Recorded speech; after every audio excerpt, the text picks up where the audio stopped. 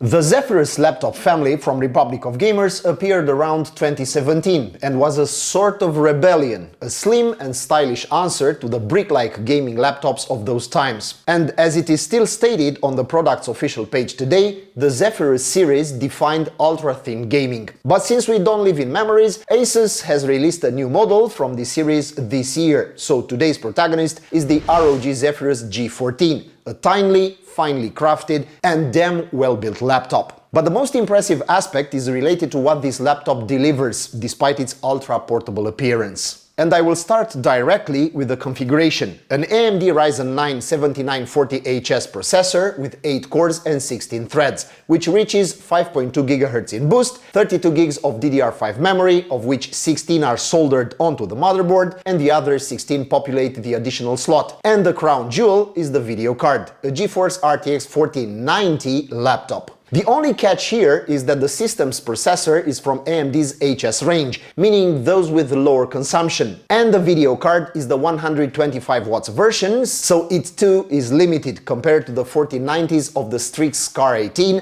or other big and heavy gaming laptops. And that's fine, especially since this 14-inch laptop weighs only 1.65 kilos. Asus has somehow managed to cram a flood of hardware into a small but robust and extremely attractive chassis. The laptop is black, with half of the lid finely perforated to expose the metal interior. However, there are also versions of this model that have an Animatrix display on the back of the lid, and to give you an idea of what I'm talking about, here are some images of the Zephyrus M16, which has such a feature. There aren't really any other distinct visual elements except for the small sticker incorporated into the case. Inside, things are quite simple. There isn't much laptop to go around, so everything had to be arranged meticulously. The keyboard occupies the largest part of the lower area, which is good for a gaming laptop. And being a purebred gaming specimen, a good keyboard was mandatory, and I'm glad it is. The icing on the cake is the generous touchpad. It's quite slippery, feels good under the finger, and will surely please those who want to feel they got their money's worth. On the sides of the laptop, we have the connectivity area, which includes the following.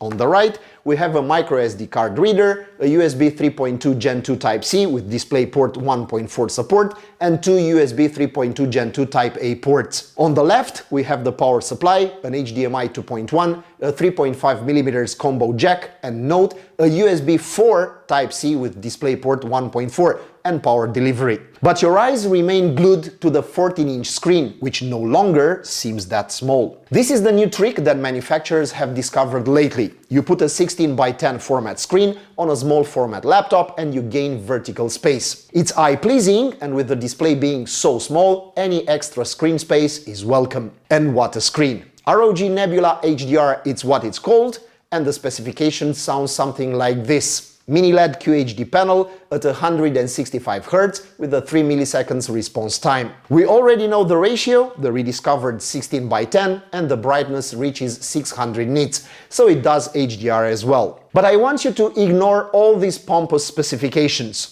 To better explain the experience, let's just say that it seems to me one of the clearest screens I've ever laid my eyes on. The displayed image looks impeccable, and there is no trace of blur, ghosting or annoying artifacts. Well, here the small 14-inch diagonal combined with a generous resolution of 2560 by 1600 pixels also plays its part. And the 165 Hz refresh rate combined with a good response time and G-Sync support makes any dynamic element pleasant to watch on this screen. And here we are at the hardware section. What could it be? Well, it's crazy, I won't lie to you. First of all, we have an AMD Ryzen 9 7940HS CPU. I have almost nothing bad to comment here. 1 CCD piece, 8 cores, 16 threads, 5.2 GHz, consumption 54 watts. Of course, with the Zen 4 architecture at its base, with support for DDR5 5600 memory and LPDDR5X at 7500, plus integrated AMD Radeon 780M graphics, plus AMD Ryzen AI.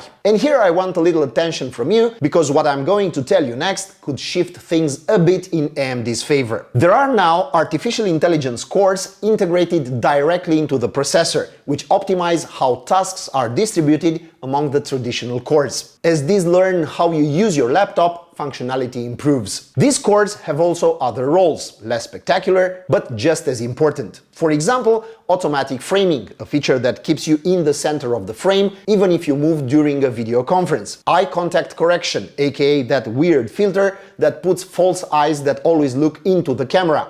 And advanced background effects, the possibility to replace the background in a call or video conference. But I do have a complaint about this processor. For some reason, I've noticed that the turbo mode is inconsistent. The processor tends to climb too high sometimes, going over the factory TDP, in a desperate attempt to squeeze out the last drop of performance. In theory, this sounds good, but in practice, you end up with a very hot processor, which often throttles and makes the cooling system noisy. There are two solutions. Either Asus will come up with BIOS updates, I heard that the problem isn't new and has been remedied before, or do what we did. We switched to performance mode and the problem was solved. The processor went back within parameters at about 54 watts, and even if performance suffered a bit, the decrease isn't dramatic. It was felt a bit in Cinebench R23, but who cares about synthetic tests? Even if the results obtained in the single and multi-core tests are smaller, it's for the good of the laptop. In performance mode, Zephyrus G14 doesn't go over 90 degrees. As an idea, the previous generation of G14 with Ryzen 9 6900HS reached and remained constant at 100 degrees Celsius. In such a small format, a 10-degree difference victory weighs as much as a Super Bowl final. And this proves that in certain situations, it's best to let the hardware run as the manufacturer intended. Okay, that was the processor, but before we go to the graphics card, where we have a lot to talk about, I want to review the rest of the configuration. The RAM is DDR5 but at a low speed of 4800 megatransfers per second, and the quantity is 32 gig. 16 gig soldered on the motherboard, but the second module is detachable and therefore upgradable. The SSD is not soldered either, it has 1 terabyte, decent speeds worthy of the PCI Express 4.0 standard, and that's about it. These days, in this price category, laptops rarely use weak SSDs to save money, simply because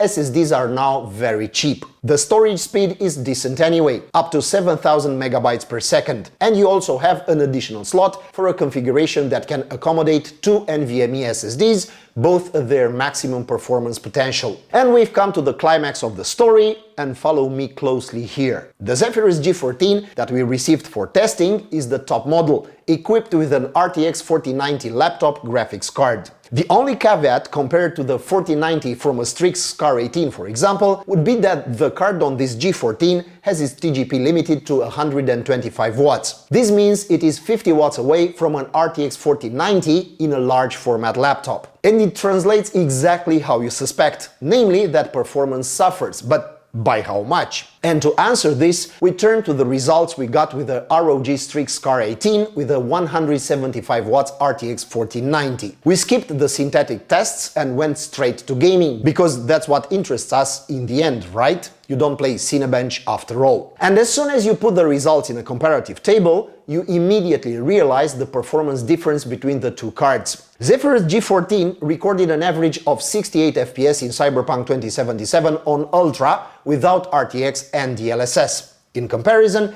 the Scar ran at 90 frames per second. The same goes for Horizon Zero Dawn, Returnal and Shadow of the Tomb Raider. The differences are consistent and constant. Then I had a bit more fun with DLSS 3 in Returnal, where I achieved an average of 68 frames per second with everything maxed out, and ray tracing on the epic setting. After that, I decided to be a bit adventurous and tested Shadow of the Tomb Raider. ROG Zephyrus G14 obtained a respectable average of 88 FPS with ray tracing at very high, without any DLSS. If you want more than 100 FPS, the game also supports DLSS 2, so it's up to each individual's choice. The results are good, and the RTX 4090 at only 125 watts performed admirably. But this brings me to my problem with this configuration. Instead of paying a ton of money for the upgrade to the top mobile graphics card on the market, you could save some cash and go directly for the configuration with the RTX 4070 or 4080. Both are more logical choices at 125 watts TGP, and if I were to choose one configuration for myself,